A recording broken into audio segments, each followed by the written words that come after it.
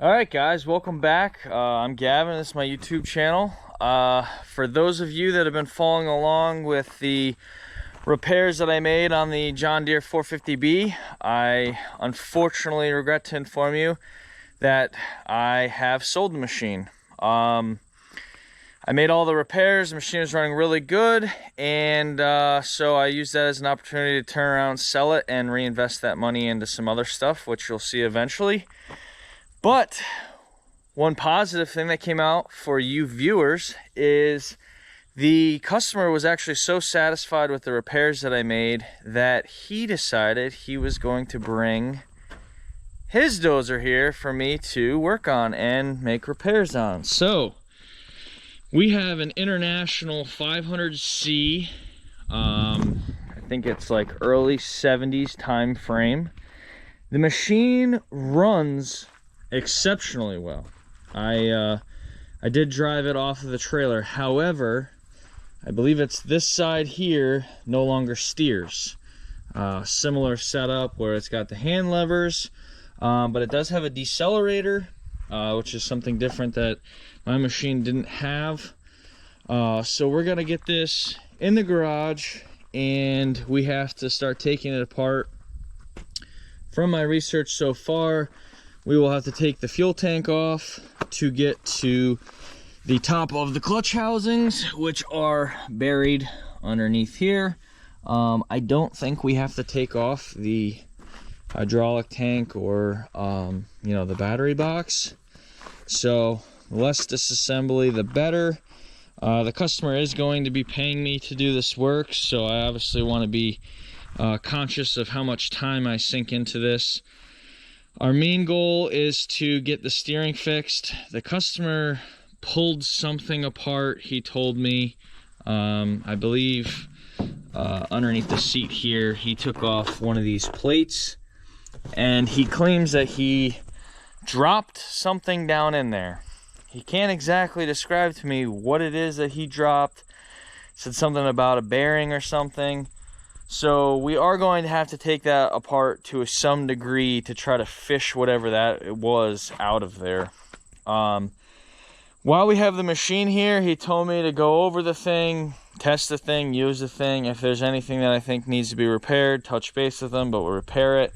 He did make the comment that the pins and the bushings on this blade are kind of shot. So we'll take a look at that. We'll see what all that entails, and see if that's something that we can handle or tackle, and we'll go from there. So let's get this old girl fired up and get it in the garage. So I just want to show you how easy this thing is to start. We got it in neutral. RPMs are down low, and these are blade controls, whatever. But here's the key, and turns right on. Literally like nothing. So I'll let that warm up for a few minutes while I get some things situated in the garage. Unfortunately, since it is only steering one direction, I'll have to be strategic with how I get it in there. But once I get some things set up, we'll get the camera set up and I'll back it in the garage.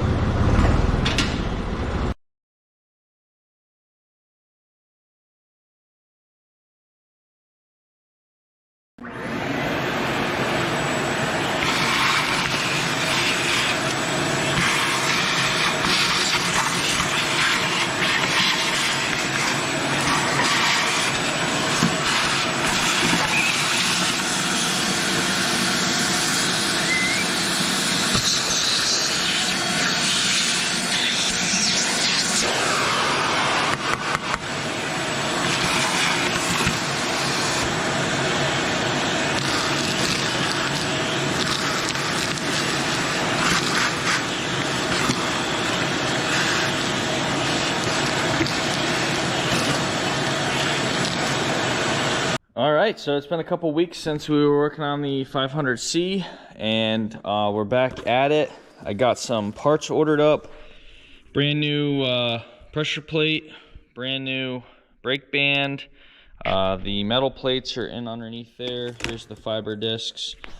I asked the customer if he wanted to do bimetallics, and he wanted to stay with fiber. So a couple things: retaining rings, bearing races, really small bearings, and the throwout bearings. So all this stuff's got to be installed. Here is the clutch housing. I did take this apart off camera. I'll make sure I take the other side apart on camera. But got to get this cleaned up tonight. All of the smaller parts that I could fit in here, I have soaking in Evaporust. See if we can get any of that stuff cleaned up a little bit. And then just to give you an update where we are over here in the actual housing, I started doing a little bit of a clean out in this last night. So still got a lot of stuff to get out of there, or at least clean up somewhat, but you can at least see the drain plug now. And we gotta get this old throwout bearing and everything out of there. That seal in there, we definitely have to replace. So I gotta get that out of there so I can see what size it is. Looks like it got crushed. Maybe either when I took it out, or could have been crushed for a long time, because I noticed in that clutch housing there was a lot of like oily, greasy dust and dirt. So I think the final drive was leaking into the clutch housing. So I'll get some of this stuff cleaned up a little bit better, and then we'll get back on the reassembly. I won't bother showing you cleaning all the grease off and stuff, because that's probably going to take me like the next hour of my life to get it all cleaned up and prepped. So we'll be back here with you shortly. All right, so we got everything cleaned up pretty good. It's obviously not perfect, but way better than what it was. There are 7 fiber discs and 6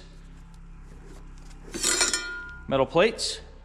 So we start with a fiber disc.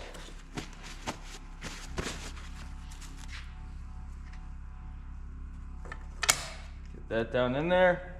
Now, when you install these metal plates, you've probably seen in my other video if you watched it, there is an anti-corrosive spray on this. For packaging purposes, you want to clean it off before you assemble everything. So just use a can of brake clean.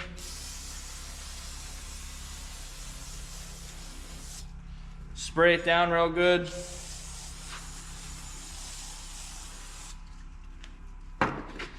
Quick wipe. Doesn't have to be anything crazy. Just to basically dry it off.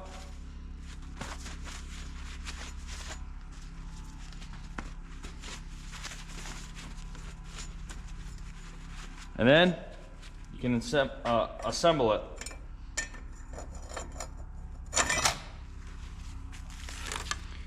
Onto the fiber.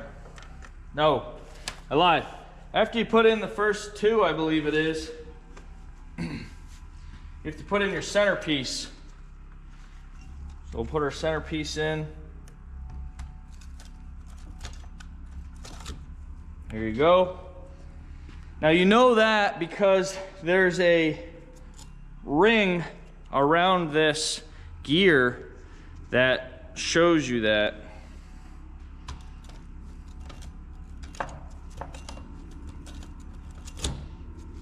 Okay, so that's in. Next fiber disc.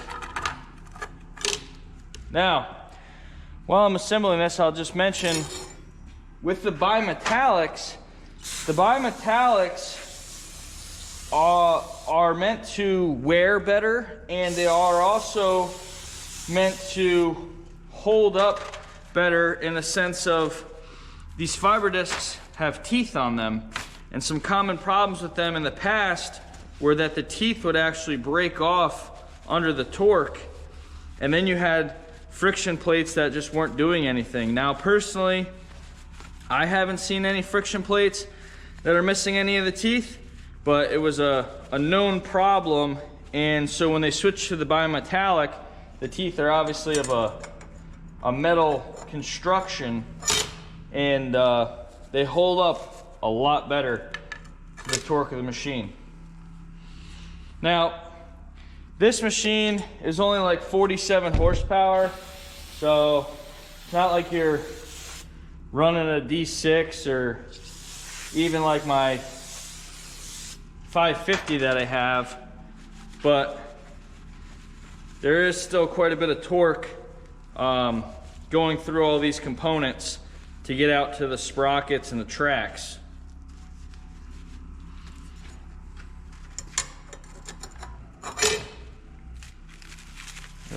Let this one dry for a second. I kind of got some brake clean on it.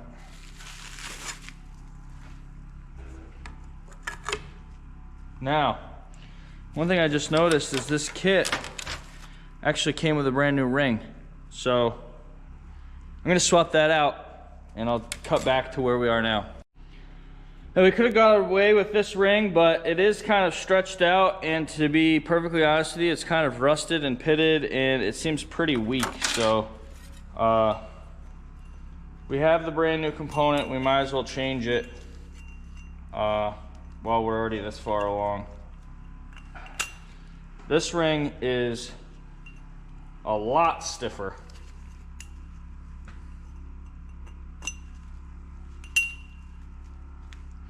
I'm not used to doing work with these gloves on, but I'm trying to, because everything was so greasy and dirty, and now I'm trying to put everything back together and keep it clean. So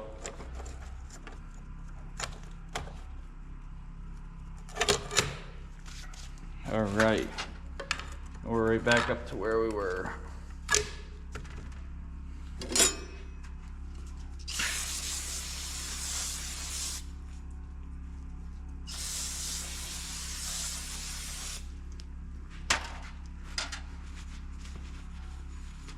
And the brake clean has made it inside the glove and found a cut on my finger.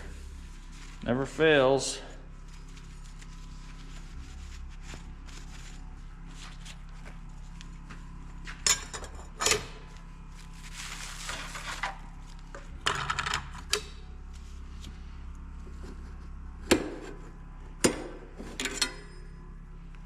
These two are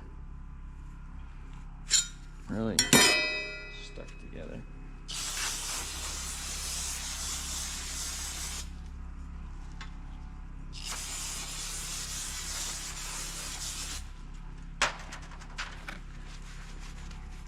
Sorry if me spraying this is not in the camera view, but like I said, I'm just simply using brake parts cleaner. Takes off that anti-rust lubricant that they have on there, and ensures that it doesn't get stuck or damage the friction plates. The friction plates will absorb any liquids, so that's why when the seals go bad, what did I just do with that paper towel? When the seals go bad on the final drive, and that gear oil makes it into the clutch housing, as soon as these fiber discs get oil on them, that's it, they're toast.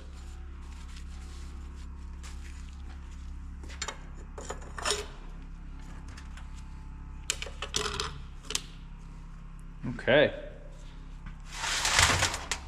so we got all of our friction plates and metal plates in there. Now what we got to do is put on the brand new pressure plate, and once again, this is also sprayed down with that same stuff, so make sure you give it a good spray with the brake clean.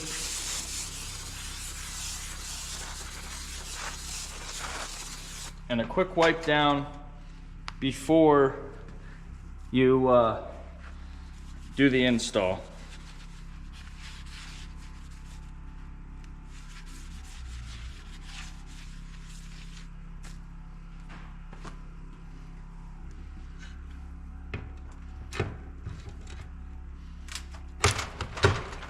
Now, one thing I noticed, there's this yellow tag. remove 3 yellow shipping blocks after installation. So there's 3 little blocks there. That's actually keeping the clutch fingers compressed. And that's gonna allow us to put our bolts in and properly torque our bolts without feeling the resistance of this spring pressure.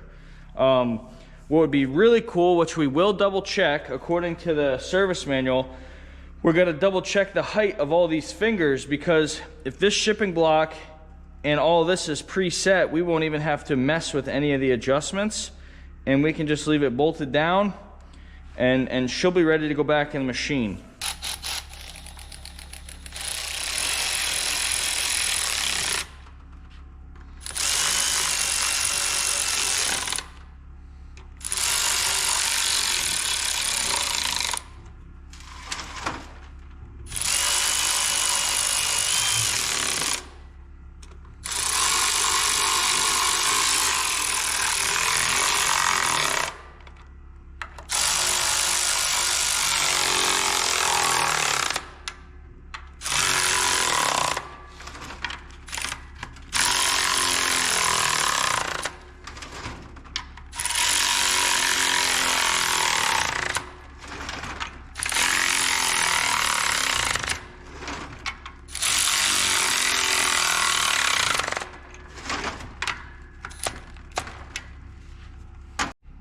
All right, so I took a magnet, or a straight edge with magnet on it, put it on the top of the finger, and came over and measured down from the bottom of that. Now I get it, this seems like a pretty precise thing to be using just a straight edge ruler on. However, the book literally calls it out in fractions, so the tolerance is like 1/8 of an inch since they called it out in a fraction. So it's pretty easy to read that with a ruler. So it looks like I am gonna have to shim this a little bit. I think that's maybe what those washers were for. They might have been underneath this to shim it up. So let me swap that around, and then we'll measure it again. All right, so we got the fingers adjusted to where they need to be. So at this point, this assembly is pretty much ready to go back in the machine.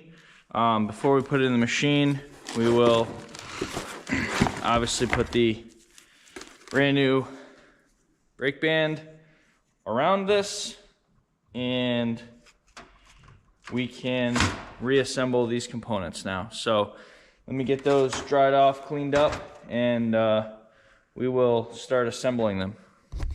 All right, now that we have these parts pretty well clean, it's pretty obvious to see that some of these parts are pretty much shot. This is paper thin here.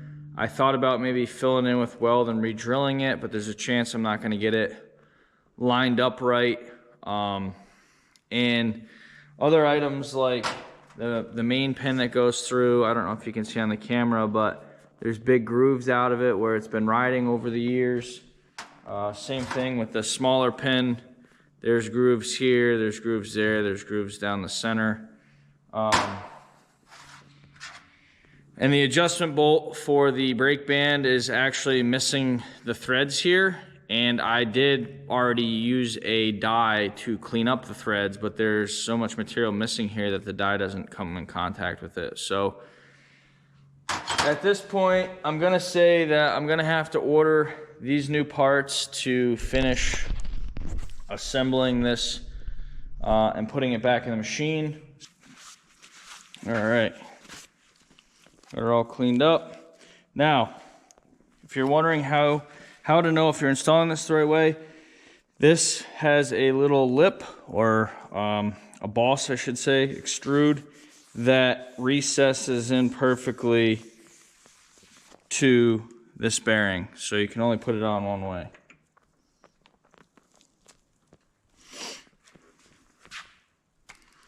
So we just need to give it a gentle tap. Use something larger than it.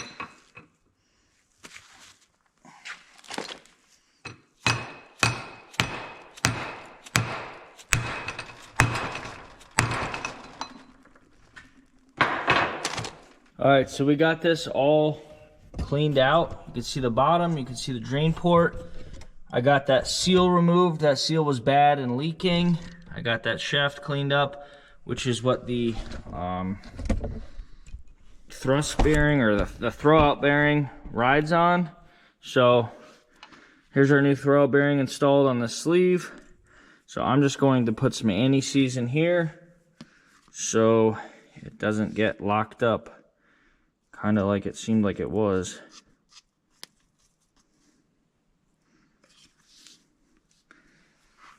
For any of you that have used anti-seize before, a little bit goes absolutely everywhere. I gotta get these lined up. Slide it back and forth to get it lubricated. Okay. Here's that. And then we'll do a quick test. This is the keyway. It goes inside this piece here. So we'll put this on here.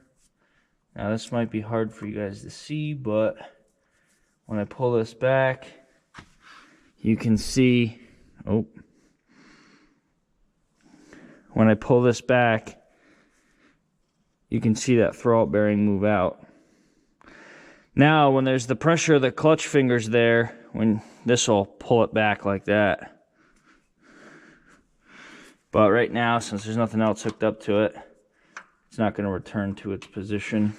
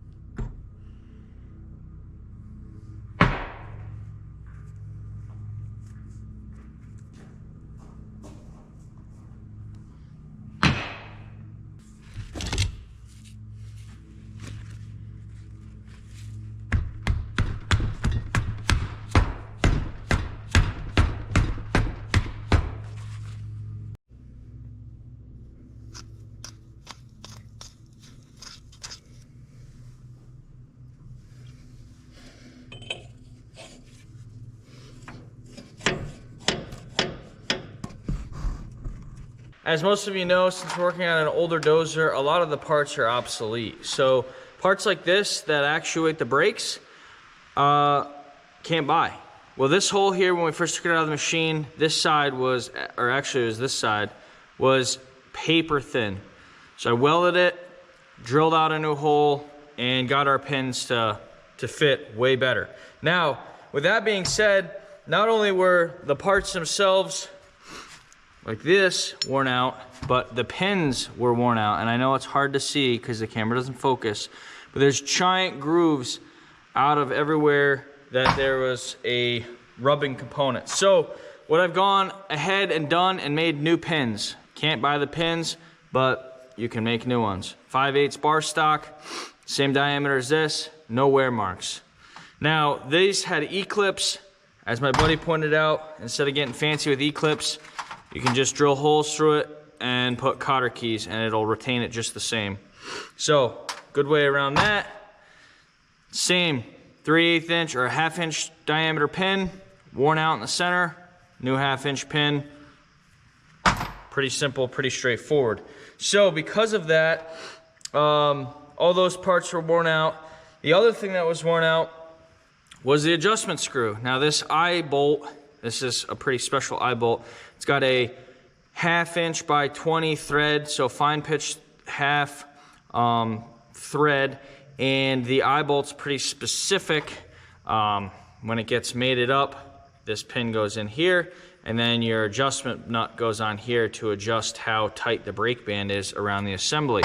So what I had to do with this, because the nut was no longer grabbing, I had to cut this off the original body. I had to get a 1/2 inch 20 grade 8 bolt and then use the die to make more threads going down it further, cut it off and weld it onto this, as you can tell by the shiny part, and voila, we have a new adjustment bolt. So let's do a quick assembly. Now, these pins that I made, this is hot rolled steel, and I'm not sure what this is because this is old material that I had laying around. So what I'm gonna do is I am probably gonna heat treat these. I'll heat them up really hot and then I'll quench them. It'll just make them harder so they last longer and they don't just wear through so easily. But for now, let's just make sure everything fits up. So that'll be that. Then we have, this comes down over top of there. This pin here goes through a couple items, goes through the bottom of this mechanism, which is what I fixed, and it also goes through the brake band itself.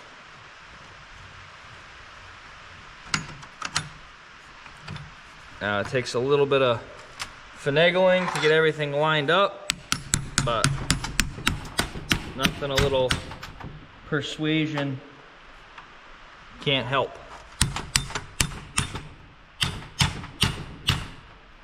Now, that's through. We just need to leave enough room on both sides for the washers.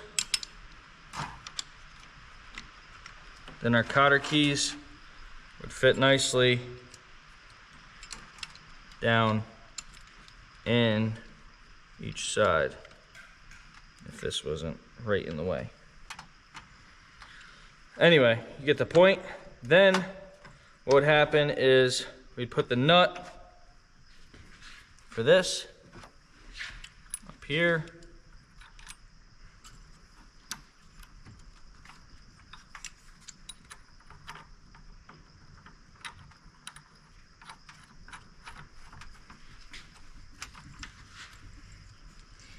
And we can tighten it up.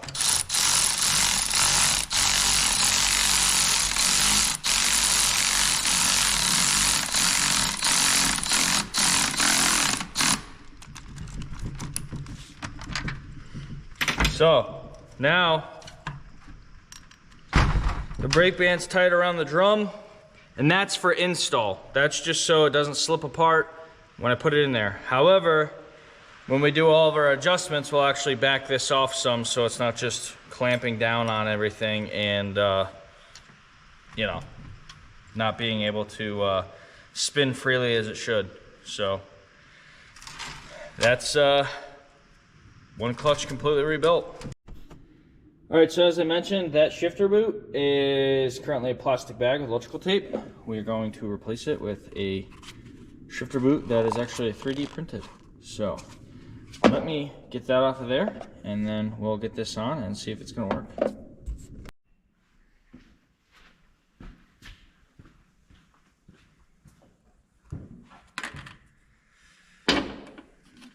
All right, so Here's the old one, destroyed.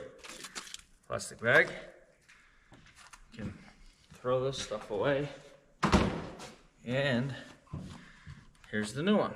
So I'm gonna just try to give it its best chance at success and put a little bit of grease in there to hopefully allow it to slide on here pretty easily.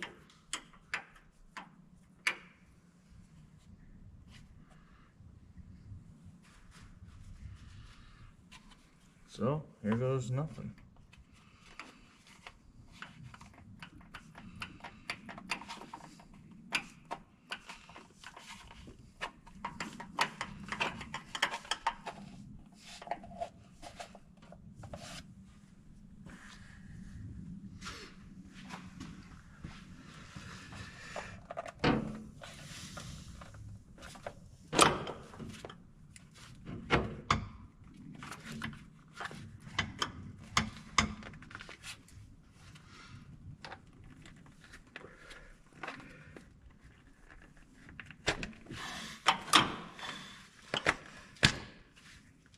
Okay, it's down, it's clicked in.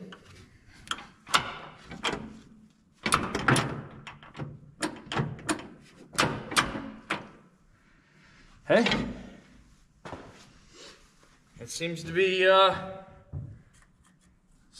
in there. Hopefully that'll do its thing. Put the shifter knob back on here. That's that. No more plastic bags.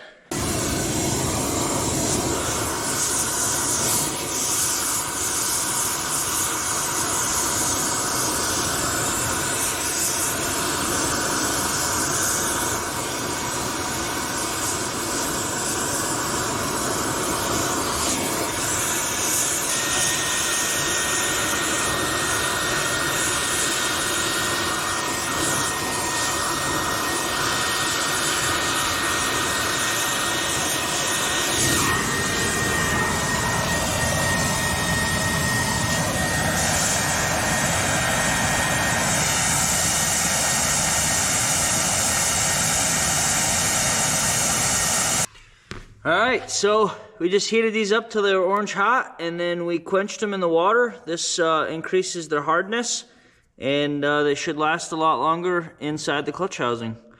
We'll just use the wire brush to polish these up a little better, and they'll be ready to be installed. Just want to show you, this is after I hit them with the wire wheel. They are a shiny surface now. Clean up really nice, and they're ready for install. All right, so we are going to try to gently lower this in now. I have this contraption here, so if it gets away from me, hopefully it doesn't go too far. But I will say the clutch is definitely not a very light object.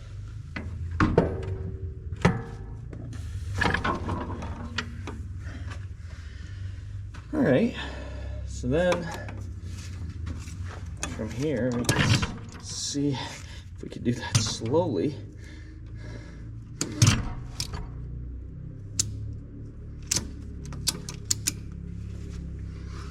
We have to try to see if we can line things up.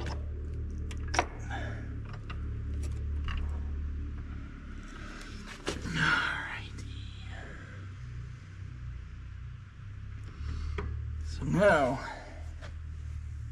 let's see if I can, there's a shaft that goes through here that I already put in there, and I'm gonna pull it back some. I may have to rotate the actual clutch housing or brake drum to get it aligned. All right, now you should be able to see that that shaft, that spline shaft, is coming back into the clutch. So what we need to do now, we're gonna remove the slide hammer, and then we have to put this pinion shaft back in. We do have to change out the needle bearings there and the races, and this one up here as well. But once we do that in, we can put the cap back in on this side, and this whole assembly will be aligned and where it needs to be. And then when I put in this clutch housing, or this clutch, when I put the shaft in, it'll bump up to it, and then this way it's like a stopping point. I know right where everything's supposed to be. So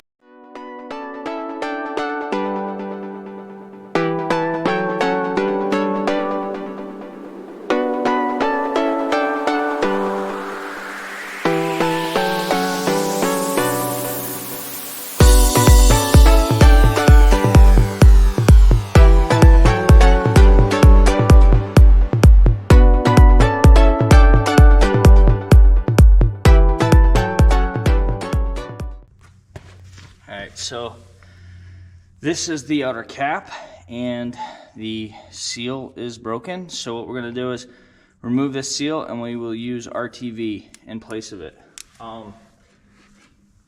This is a shim plate. You can tell the difference. This is metal, this is paper. So we will clean this all up, put a little RTV on it, then we'll be able to put it back in. This side will be all buttoned up, and we can put the other side back on.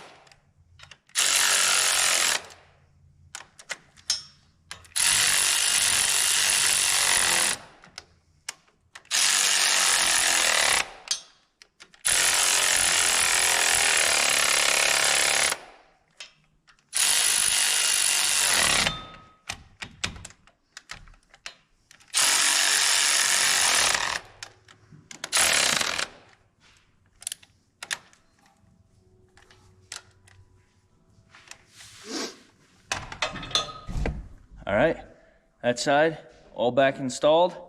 All we got to do is worry about putting the top cover back on and getting it all adjusted. So let's get this other side installed, and we can adjust them both at the same time.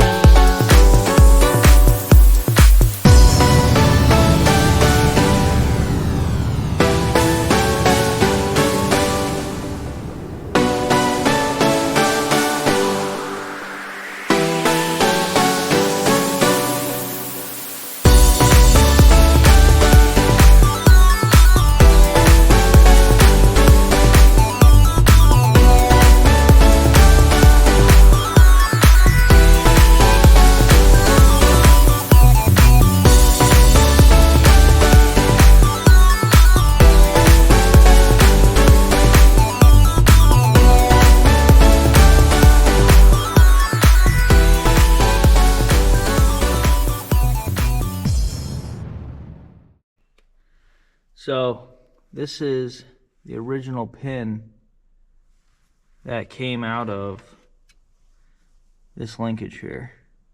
I don't know if you can see it on camera, but it is completely roach. And digging around, I happened to find another pin that's the exact same, well, what it's supposed to be. So that's a pretty good win for the evening.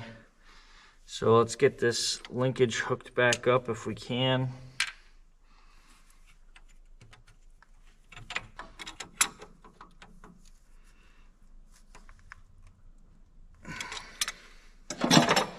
When we originally took this off, if you remember, we had to use the heat, and I think the heat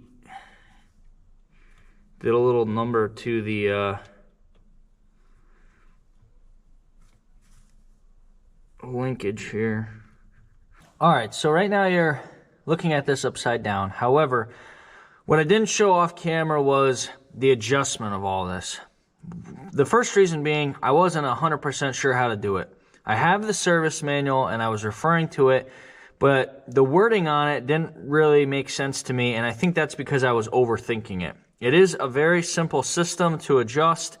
You just got to keep a couple things in mind. So the very first adjustment is this linkage. This linkage goes back to one of the levers that you would pull back to steer or to disengage the clutch and apply the brake. This lever needs to be adjusted so that this adjustment screw down in here, which this is hooked to at the moment, is approximately 2 1/16 inch below this top surface. All right, so you achieve that by shortening this rod and lengthening this rod. Now, from the factory, this distance should already be set. However, over the years, people adjusting this rod, parts wearing out, it might not be set. So, once again, to adjust the length of this rod, you remove the bolt or the pin, you back off this turnbuckle, and you have to also shorten this adjustment rod. You want 2 1/16 inch below this top surface. Now, once you get that settled, you're going to adjust the screw here, this inner brake screw. Now, what confused me when it came to this was they make reference to pulling back the lever, pull back the lever, pull the lever rearward. In my head, that was saying the steering lever that you grab a hold of when you're sitting in the seat. What they were actually referring to is this lever right here. If you look at the diagrams that they provide, you will see that they're referring to this lever, not the actual hand lever. So once I got that understanding, then it made a lot more sense. So this adjustment here should be 1/4 inch, and the service manual suggests achieving 1/4 inch by using a 1/4 inch drill bit and making sure it fits in there. Now, once you have that adjustment, you want to make sure that this is pulled back and that you have 3/8 of an inch gap between this screw and this lever. If you don't have that, you also have to come over here and adjust the tightness of your brake band. So once you get all 3 of those things, or 4 of those things set up, it's claiming that you're pretty much all in adjustment. The only thing you want to modify is this. Now, this is an adjustment that has a spring on it, which I know you can't see from there. It's underneath this plate. But this spring actually helps you pull the lever back. So you want to adjust this until it takes minimal effort, basically, to not only pull the steering lever back that you're operating when you're sitting in the seat, but it also holds it for you in the rearward position. Once you find that setting, you're going to want to make a mark and do 2 turns counterclockwise to release that. It'll automatically send the lever back forward towards the dash, and that's supposedly the proper adjustment for that. So, I know that was a lot, and the chances of me having it perfectly right the first time are slim to none. So, my best suggestion at this point, we will put everything back together. We'll get the diesel tank back on here. We'll get the machine back in service, and we're going to operate it. If at that time I notice, I'll leave these covers off. And if at that time, if I notice the brake band's dragging, we'll loosen up the brake band. If we notice that the brake band is engaging faster than the clutch can disengage, we'll make those adjustments. And it's going to be a little bit of a trial and error because some of these parts I've replaced and some of them are still the original parts from the 70s. So there is a little bit of slop in some components, and you know, from side to side, this side has a lot more new components than this side. This side wasn't as rusty and corroded and worn out as this side was. So there's going to be a slight difference between the two, and we want to try to make those as even as we can. So when you're pulling on those steering levers, you can do it equally with an equal amount of force. So let's get this put back together. Start up the machine, let it warm up, take it for a test drive, and see how well we did.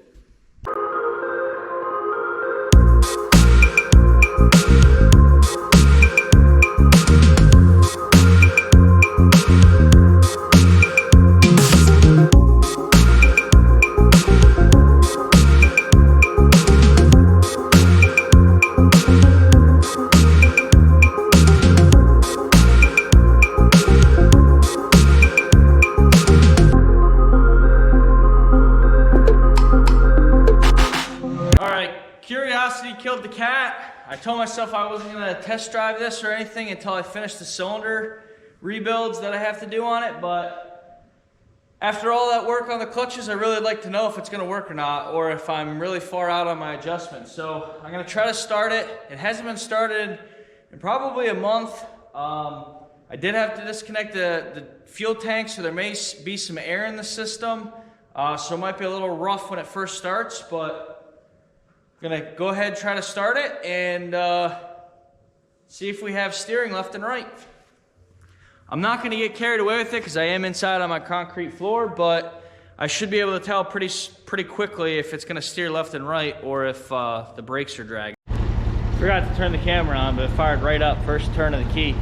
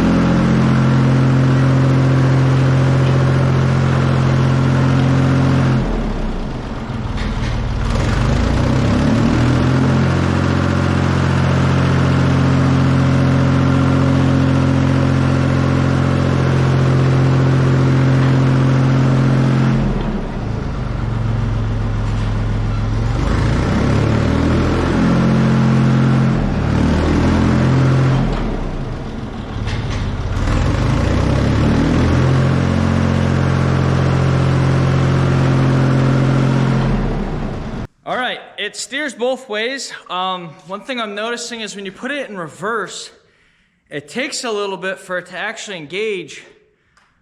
I don't know if that's like the steering clutch is not engaging or if that's a transmission issue, because when you put it in drive, it engages right away. So I think the only way to kind of test that out is to actually push some dirt and see if it's like slipping or something. But for now, that's the dozer. The steering clutch is rebuilt. That was the big job to do. Now what we have to do is rebuild a couple of these cylinders. I may have already shown you, but This cylinder here, leaking pretty bad. The packing's gone. This cylinder here, also leaking pretty bad. So that'll be the next phase of this project, is to get those cylinders off, get them torn apart, new seals, repacking, and get them back on the machine. At that point, once we get that all addressed, customer asked us to look at the pins and bushings on the blade, but I have a large suspicion that repacking these cylinders is going to significantly help. He says right now he's not able to have enough pressure to cut down into the ground because there's too much slop. I think it's because there's not enough hydraulic oil in the system. As you saw, it's jerky trying to raise it up. That's from these cylinders leaking so much. So we'll get these rebuilt, we'll top off the fluids, and we'll take it outside and test it off.